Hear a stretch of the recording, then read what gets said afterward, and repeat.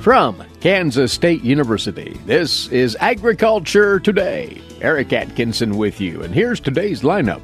K-State's Dan O'Brien addresses several of the questions he received from producers at K-State's Farming for the Future program in Pratt yesterday about the direction of the grain markets and pricing opportunities. That during Dan's weekly segment on the grain market trends.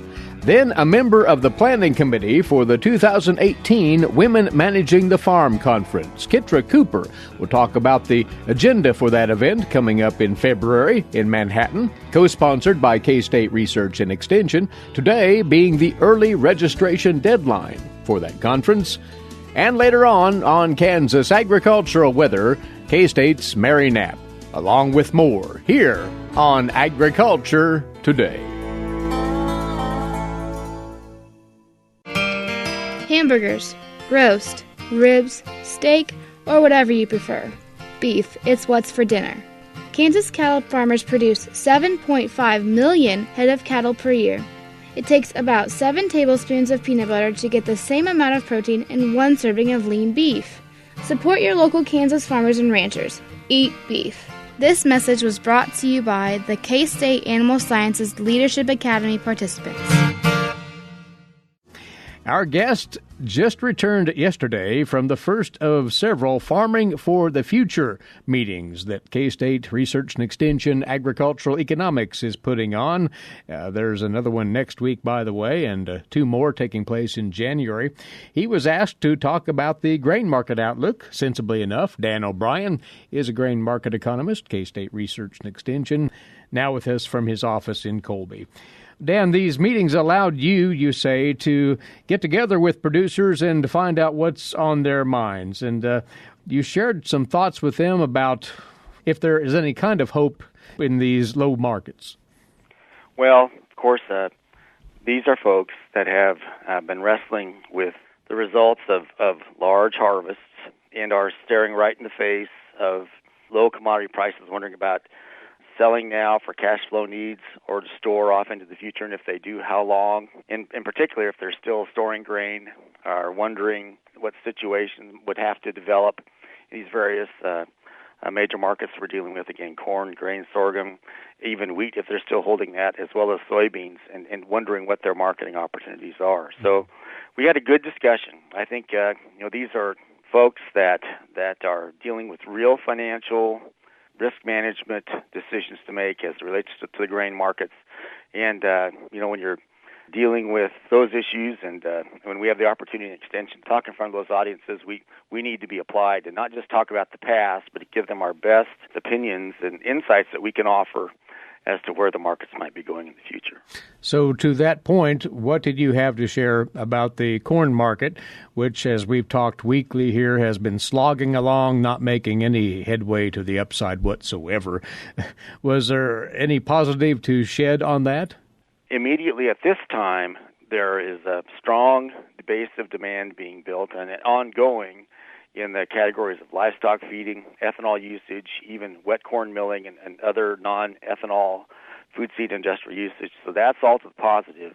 Exports, just so-so at this time. In fact, you're looking at the USDA's projections of about 1.925 billion bushels of corn exports. 1.925 is their projection, and are seeing a slow pace right now, a slower pace than is needed to meet that demand. So, as a number of analysts have pointed out, that the USDA is still holding to the same projection must mean that they're anticipating that we'll have slower exports out of Brazil, Argentina, as we move on into January, February, March, and that we would catch up pretty quickly with the pace needed to meet the USDA's projections once we get off in the first part of next year. So I think we still hold out that hope. And again, they've had some planting issues in the last 2 or 3 months for soybeans, should affect their second crop, corn, some rumors of inadequate rain in different parts of Brazil. So again, right now although we just had our harvest, we're literally watching to some degree a weather market or a weather-induced set of factors that could affect them. That's that Brazilian-Argentine corn market down the road, and are banking on that. Again, the increase in exports and any potential problems to give us some price strength past the first of the year. So frankly, again, I would add in that on the ethanol numbers, we had seen within the last 1 or 2 weeks the record high of ethanol production here in the U.S. So that's a positive sign. It's a domestic use issue. And really, I think one negative of exports being slower is that as a source of news to spur the market on, we on a daily basis, if exports are happening, we hear of this buyer coming in or that sale over there. And if that's not happening, then the underlying demand that we're seeing from these other sources is, I guess, less upfront or less well-known than export buying would be. Mm-hmm. So until we would start to see some of that, some of the excitement, some of the news that comes into the market is sort of delayed. We'll find out about feed usage and some of these others as we go along, particularly as the quarterly stocks reports come along. So that just aims us all that much more at that early January report on supply-demand numbers, stocks to use. I think winter wheat seedings may be in on that too, and also the annual crop report summary. There's just a lot of market information that's going to be pretty important to digest for the markets to respond to in that January report coming up. Dan, as you exchanged thoughts with producers at that meeting in Pratt about grain sorghum price prospects, is that a bit more of an upbeat conversation compared to, say, corn? Probably the most positive message that we have out in the grain markets right now on the feed grain side would be the strong export demand for grain sorghum and knowing where it's coming from, i.e. mainly from China, but also from Japan, and seeing how that has affected grain sorghum cash price bids and also future forward contract bids as well. We've got, in the central part of the state, some bids for grain sorghum that are at par or near par for corn, and that would show basically greater relative strength for grain sorghum markets than we've seen in the past relative to the corn market. Still though, overall, large feed grain supplies still having a big impact on that whole combination of corn, grain, sorghum, barley, oats here in the U.S. Mm-hmm. But on a relative basis, the prices for grain sorghum are doing better relative to the feed grain complex competitors that they have than you've seen in the past. And the USDA basically agrees with that. They're thinking that as they made their first set of projections on what planted acreage would be in the U.S. in 2018, they in essence raised grain sorghum 1 million acres, which is something like 15-20% over what it was in 2017, whereas for corn and soybeans, they also raised those, but it was minuscule relative to the percentage increase that they'd seen in grain sorghum. So we'll see. But the current price strength for grain sorghum bodes well for probably planted acreage and grain sorghum market prospects in terms of adequacy of supplies as we move off into 2018. And as we've discussed right here, seemingly for a long, long time, the wheat market can't get past the burdensome supplies out there.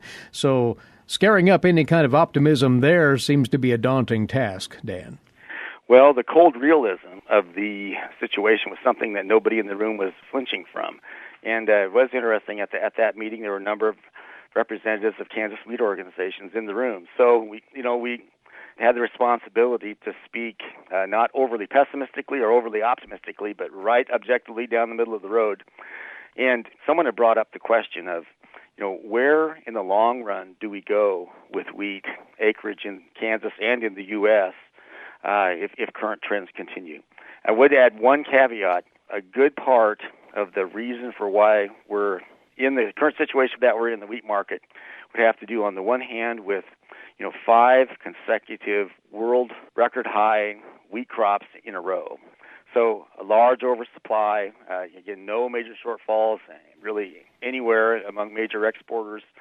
And when you build up stocks over a period like that, well, you end up with world supplies being overburdening. And given our currency, which is not hitting new records, but still holding up stronger than some of our export competitors, which have really, really weak currencies, combine those issues together, and although we're still moving a moderate pace of U.S. wheat exports, still we're not moving at a strong enough pace to put a major dent on to take down our stockpiles to a large degree. So with that, if you look at the long term of where we're going, I would wonder, this is more my own thought, I don't want to credit other folks in the room, but basically my thought is, We have our basic food usage number, about 950 million bushels. We have some feeding going on, about 120 million bushels. Some seed usage, 60 million bushels. So that the residual in that then becomes exports. And if the amount of exports that we settle at in the long run is lesser than where we've been at, again, of late when we've been low, it's been like 750 to 800 million bushels. If we fall back to that amount, that's a good predictor as to the size of crops that we'll have, and market forces will, through prices being higher or lower, in this case lower, they'll tend to take us towards what a market balancing amount of that crop is. And right now, as we wait for the acreage figures for what we'll have seen planted, or anticipate or estimate was planted in the fall of 2017, the USDA has come out and said, well, gosh, it looks like hard red winter wheat acres down 2%, U.S. wheat acres down 4%. It could be that. It could be even more than that. I guess we'll see. But the process that we're in is basically that of an economic system. When we have an enterprise that temporarily is having lower profitability, we tend to produce less of it. And the market keeps applying that type of economic pressure to that enterprise until we get to the place where the supply-demand balances are tight enough that we start to see prices come back up to a break-even. And really, we're about 2 years into that process, and maybe it takes one more year to do it, to actually equilibrate, rebalance that market. The thing that's really hurting us at this time is just the weakness in exports that are affecting the markets and taking our incentive to produce wheat down to lower levels. Well, we'll note right here that there, again, is another of these Farming for the Future meetings hosted by K-State Research and Extension this coming Tuesday in Salina. If you would like to take that in, producers, you need to register today, no later than today, to save your place at that particular event. Dan, thank you right here for sharing your latest thoughts, and we will visit next Friday once more. Thanks, Eric. Take care. Those comments on the grain market trends from Research and Extension grain market economist, K-State, Dan O'Brien, and you're listening to Agriculture Today. Did you eat today? Thank a farmer. A way to get more involved in agriculture is through 4-H and FFA. Through 4-H and FFA, we have been given multiple opportunities to grow as leaders and learn more about agriculture. You can learn skills related to jobs, public speaking skills, and you get the opportunity to travel around the country and meet new people. If you want more information about getting more involved in 4-H and FFA, visit them on their websites at kansasffa.org and kansas4h.org.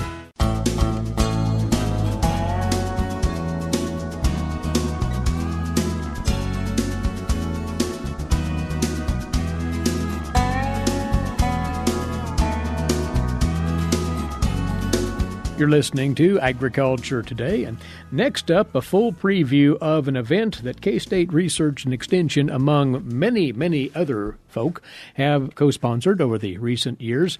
And this is a program that has really taken off since its inception several years ago. It's called the annual Women Managing the Farm Conference, and the 2018 edition is being finalized, and it is scheduled for mid-February in the new year.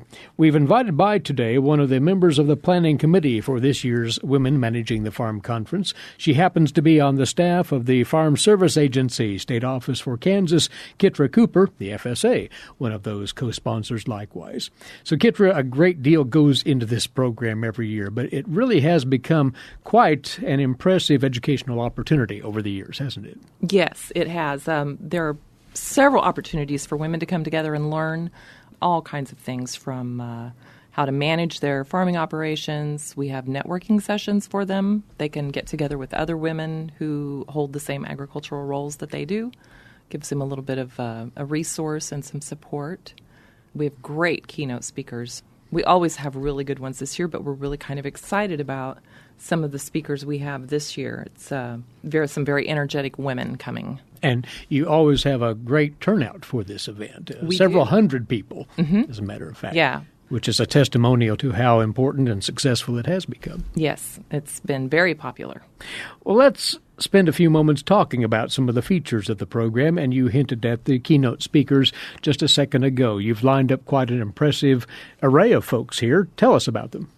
Well, we have actually 4 actual keynote speakers. We start off Thursday morning with Margie Geiler-Alaniz, who is the founder and president of Farm Her organization, and that's a fairly new organization. She founded it in 2013, again, as a way for women to come together and learn about their particular roles on the farm and just give them ways to support each other. Her presentation and her experiences will dovetail very nicely into the purpose of this conference. Yes, and she's young, energetic, very connected to agriculture, but also young women in general. So we thought she was a great way to kick off the conference. Mm-hmm. And who else is coming in to present? We have Naomi Bloom, who is a senior market advisor with Stuart Peterson, and she's going to talk about marketing, all things marketing, which is very important to everybody out there in agriculture. Allison Perry with the Center for Food Integrity in Kansas City will be here. And she is passionate about building trust in the food system. So she will come out and talk to you about how important ag is and the way we need to tell our story in a way that people understand its importance, that it's not something to be scared of. And that's just a critical message to get out there this day and age. And your 4th keynoter is? We have Mary B. Lucas from Kansas City. She's a motivational speaker. She's going to be closing out the program with our Friday lunch as our last keynoter. She wrote a book called Lunch, Meat, and Life Lessons, Sharing a Butcher's Wisdom, and it's about her father's life as a butcher and the things she learned from him on how to get through life. Every attendee will receive a copy of her book for free as part of the registration. So she'll be a great way to kind of close out and send everybody home with some great thoughts. And again, that's quite an assortment of presentations and subject matter. These are sprinkled amongst a score of breakout sessions, and we want to talk about those in just a second. But before we do, there is something called the pre-conference educational tracks. This is actually a precursor to the conference itself. What's that about, Kitra? We just wanted to give women an opportunity to have a little bit more hands-on training if they wanted.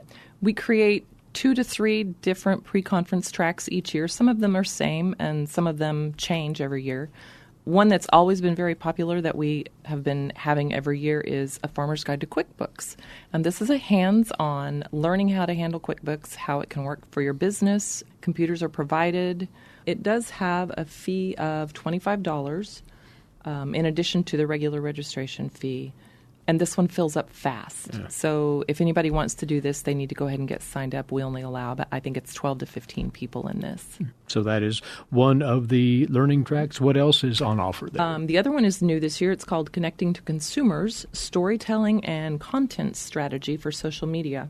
Again, it's $25, but it's a way for producers, ag partners, anyone in agriculture to learn how to tell their story. Again, this kind of ties back in with one of our keynoters, Allison Perry, who's also teaching us how to tell our stories and how important it is. But this is a way for you to learn how to do it hands-on. And these 2 take place Wednesday? The Wednesday. Before the conference Before the itself. conference starts, Wednesday afternoon. So this is all listed, by the way, on the website, which we'll tell you about in just a second, likewise, to those breakout sessions, and there is no way that we would go through this long lineup of very important topics and attractive topics to the attendees. But what are some of the, 25 or so breakouts that catch your attention, Kitra? Well, it's a wide variety. We've got one entitled Empowering Young Women in Agriculture. And then we go from something like that to a program called Steps to Implementing an AI Program in Your Cow Herd. About anything you can want. There's another program called Making Conflict Work for You. Do you struggle during tax season? This is a breakout on how to make figuring your taxes a little easier each year. We also have several USDA programs. Both FSA and NRCS will be there to give some details about programs. We do have Social Security coming. We got a speaker to come and present some of the ins and outs on what Social Security is going to be like, how to learn to implement it into your retirement, what can you expect. We thought that would be a really good thing to offer people. Budgeting for health insurance, how do you do that? We have a speaker who's going to talk about tips on that for farm and ranch families.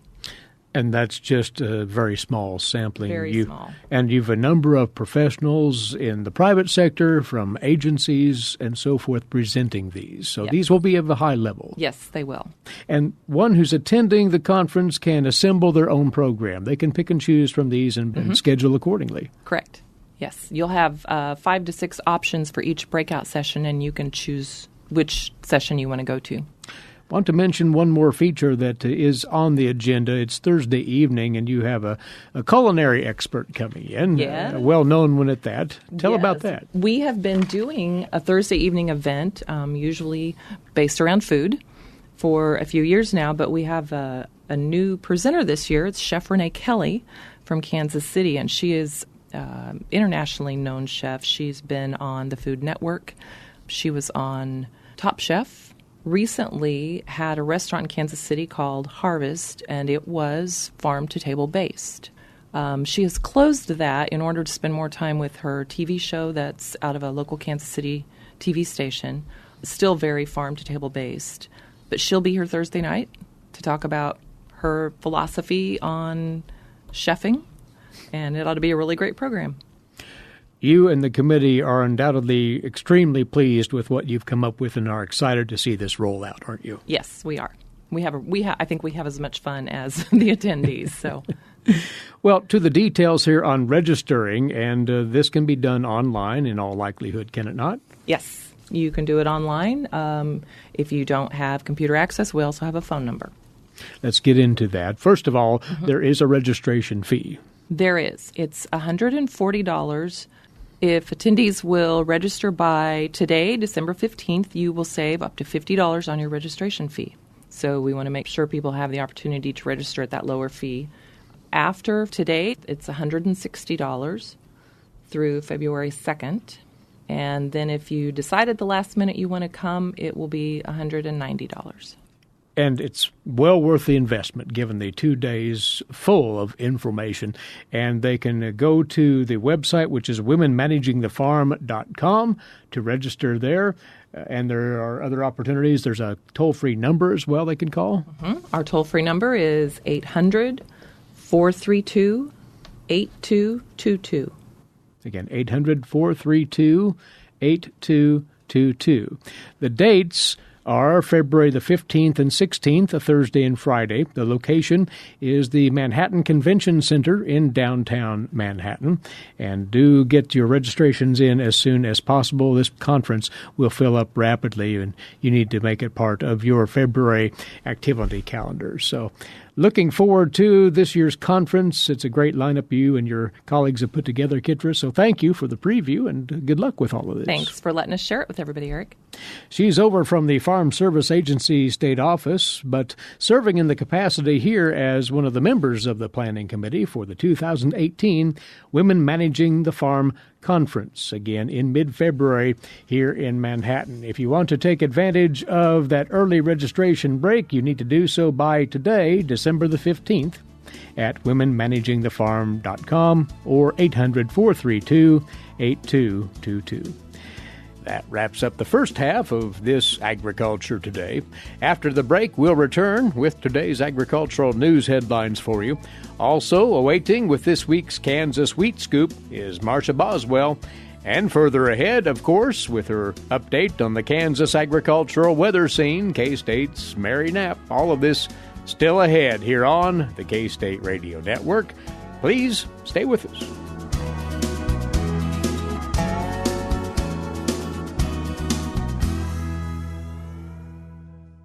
While many people know hunger is an issue in developing countries, it is also a problem in our own backyards. In 2010, 1 in 7 Kansans struggled to put adequate food on the table. 2 K-State research and extension programs are tackling this problem. The Family Nutrition Program and Expanded Food and Nutrition Education Program reach thousands of Kansans in more than 70 counties. They learn how to eat healthy with a low budget. For more information about these programs, visit ksre.ksu.edu.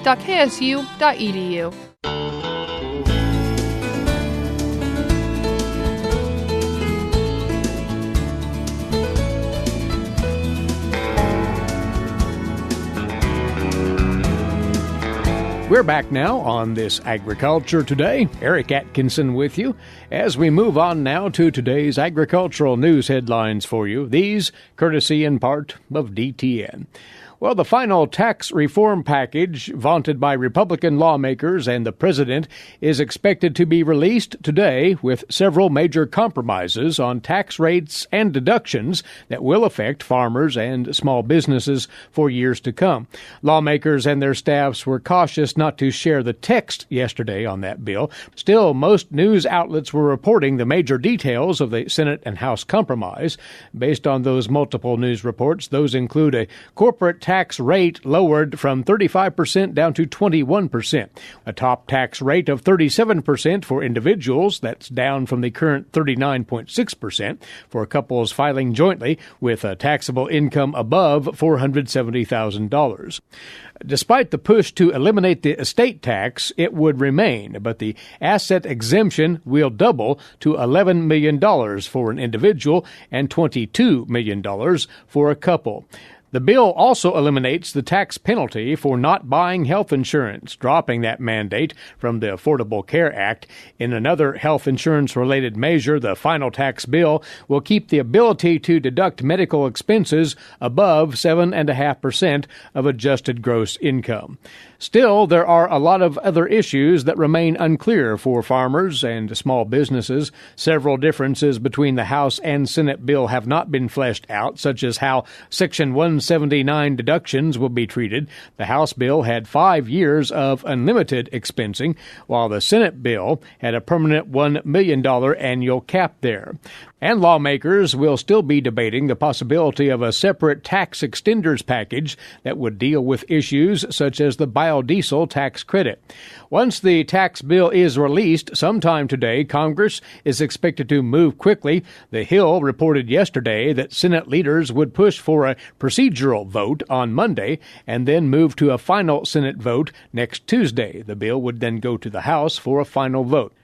Now, the conference bill does seem to mark the end of the Section 199 domestic production activities deduction. Despite a strong push by farmer cooperatives to save that deduction, it was valued at $2 billion for agricultural cooperatives. Also, out of Capitol Hill, what is the House Agriculture Committee doing currently about the 2018 Farm Bill? Now there's a website to track that progress and activity, as we hear in this report from the USDA's Stephanie Ho. If you want to know what the House Ag Committee is doing about the 2018 Farm Bill, the committee has just launched a public website that gathers relevant information for the legislation in one place. Whether it's farm to table or field to fork, Americans have options when it comes to the food we eat. Committee members take turns voicing the introductory video. Our nation's food security depends on strong agriculture policy that provides stability for America's farmers and ranchers. The website contains basic information about the Farm Bill and links to archived video of the House Ag Committee's Farm Bill listening session hearings that were held around the country. It also will provide relevant news updates. This is America's food policy. This is the Farm Bill. The website address is agriculture.house.gov/Farm Bill. This is Stephanie Ho for the U.S. Department of Agriculture in Washington, D.C. And you're listening to Agriculture Today. As the prospect of the U.S. withdrawing from the North American Free Trade Agreement lingers, the value of NAFTA to the agricultural sector is coming into full focus, and agricultural interests, including the wheat industry, are working to drum that message home. Marcia Boswell has more on this week's Kansas Wheat Scoop. Marcia? During a time of economic uncertainty for many in agriculture, the importance of trade is being spotlighted in the industry. Farmers from around the nation expressed their views on the North American Free Trade Agreement, or NAFTA, to the White House via phone calls and social media on December 6th. Hundreds of farmers called into the White House to express their views on NAFTA, and many added their thoughts to the hashtag #FarmersForNAFTA on social media platforms. More than 50 agricultural organizations chimed into the conversation via the hashtag. In addition, Senators Jerry Moran and Pat Roberts also engaged in support of NAFTA. Mexico and Canada are vitally important to Kansas exports, regardless of industry. These two countries make up 36% of all international business done by Kansas companies, according to the U.S. Census Bureau. Mexico is also one of the leading importers of U.S. wheat. NAFTA has helped to increase U.S. wheat's market share south of the border by almost tenfold in a little over 20 years. Mexico currently imports around 110 million bushels of U.S. wheat annually, 30 million of which are exported directly from Kansas. Agriculture exports as a whole contributed around $3.7 billion to the Kansas economy, according to a study funded by agricultural entities. The U.S. Department of Agriculture Economic Research Service also estimates that every $1 billion in ag export revenues supports 8,000 American jobs. Notice of withdrawal from NAFTA would fuel additional uncertainty among our North American trading partners, creating a sense of urgency to explore non-U.S. origin sources of supply. It would also trigger a substantial immediate response in commodity markets. Contracts would be renegotiated or canceled. Sales would be delayed or lost altogether. Able foreign competitors would rush to seize our export markets, and litigation would abound even before withdrawal took effect. The negative impact on the United States would include a net loss of 256,000 U.S. jobs, a net loss of at least 50,000 jobs in the U.S. food and agriculture industry, and a drop in GDP of $13 billion from the farm sector alone. NAFTA withdrawal would also disrupt critical industry supply chains, close markets, eliminate jobs, and increase prices for the basic needs of American consumers. Therefore, Kansas wheat growers urge support for continued positive U.S. engagement in NAFTA negotiations to advance America's economic interests by opening new export opportunities and by tackling the non-tariff concerns our industries have identified. By building on the administration's Do No Harm pledge, modernization of trade relations with our two largest export markets can and should be effectively advanced. For Kansas Wheat, I'm Marcia Boswell. Thanks, Marcia. Well, another week, another run of ultra-dry weather around Kansas. Are we any closer to moisture relief for the state? We'll get into that as we visit next with K-State's Mary Knapp here on Agriculture Today.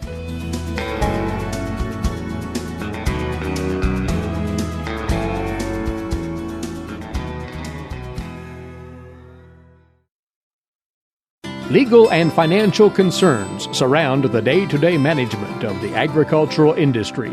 Producers, ag creditors, and USDA agencies rely on Kansas Agricultural Mediation Services. If you've received an adverse decision from the USDA or have an ag credit concern, call today 800-321-3276 or visit us online. Kansas Agricultural Mediation Services, exploring options, generating solutions.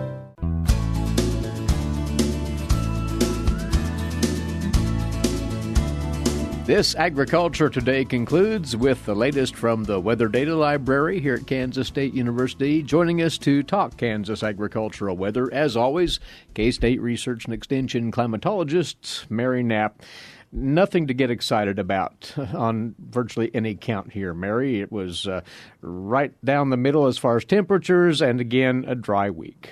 Right. The dryness is probably what's exciting some interest more because we did see a large expansion on the U.S. Drought Monitor in Kansas. Basically, there's only a tiny sliver of northeast Kansas that is still drought-free. The rest of the state has fallen into abnormally dry conditions.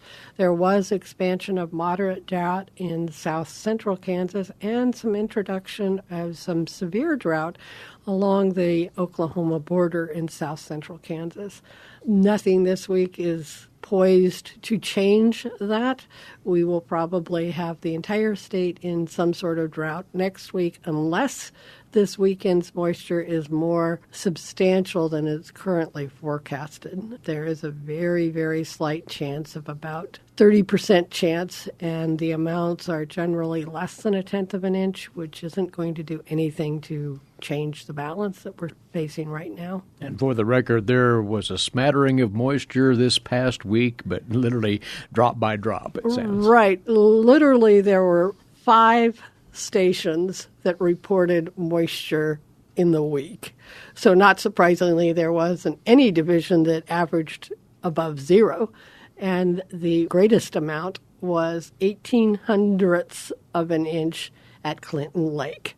So again, 1800ths of an inch, where that just is not going anywhere. It's not a drought buster. It's certainly not, and particularly given the fact that we had some very strong winds and some very low humidities, which resulted in a couple of days with extreme fire danger, and literally any of that moisture that fell was gone before the day was out. We want to remind folks once again that the fire concern exists and continues out in Kansas. Yes, with these kinds of conditions, extremely dry fuels, it doesn't take much to get a fire to move very, very rapidly. You drive down the highway, the interstate, you'll see the burn patches along the side of the road. That can be from somebody pulling their car over with an overheated muffler, a spark from any kind of outdoor work. If you're cutting firewood, if you're trimming things, branches back, and something sparks, you could start something up going. So, again, you want to be extremely cautious with any kind of outdoor fire or any kind of outdoor heat sources. Be very careful if you've got holiday lights out. Make sure that there's not any frayed wires or anything that could cause a spark from that end either. You said once again that the weekend will feature some rain chances, but very sketchy. However, a change may be coming as we move deeper into next week, you say. Right. The 6 to 10 day outlook, which carries us through middle of next week, is basically for slightly warmer than normal temperatures and below normal precipitation. But as we move into the 8 to 14 day period, which covers the 21st through the 28th of December, it is calling for a cooler than normal pattern as well as an increased chance of wetter than normal conditions. So that really is giving us a signal that we might have a better chance of actually getting some measurable moisture. Unfortunately, it's likely to come right at the holiday season between Christmas and New Year's when a lot of people are on the road and traveling. So people really need to be alert to those changing conditions. And it's worth noting that the area of below normal temperatures and above normal precip basically covers anything east of the Rockies. So a very large area of the continental U.S. is in that pattern. The only exception east of the Rockies is the Atlantic seaboard down to Florida, where they're in a more neutral pattern. And by the sound of it, that moisture will most likely come in the form of snow or, worse, freezing rain. Right. At this point, there's no telling exactly which way that will go because it will depend upon the track of the storm system, how much cold air is embedded. If the entire atmosphere from the surface to the highest levels is cold, then we'll get it as snow. But if we've got some cold air pooled at the surface and some warm air overriding it, which can happen when you get a warm front moving from the south, bringing that moisture in there, then you've got a good chance for freezing rain. And that is our least desired form of precipitation. If we could get it as all rain or if we could get it as snow, it would be very welcome. That in-between freezing rain line, not what we're looking for. And there are some of the private forecasters that have shown a band of freezing rain that bisects Kansas, and that's, again, not what we would be hoping for. Now, the quantity precipitation forecast does not extend out that far quite yet, so we don't know what amounts we're looking at. Right. The quantitative precip forecast for the week ending next Thursday shows an area of precipitation all around Kansas and some inroads into the fringes of Kansas, but the amounts are very limited, hundredths to a tenth of an inch in those areas, and those are mostly north central and in extreme parts of southeast and southwest Kansas. Again, not very widespread at all. We'll have to check next week and see when they've got a better handle on how much moisture might be available for these frontal systems to come through. And they are looking at a very active pattern with half a dozen or so frontal systems coming through.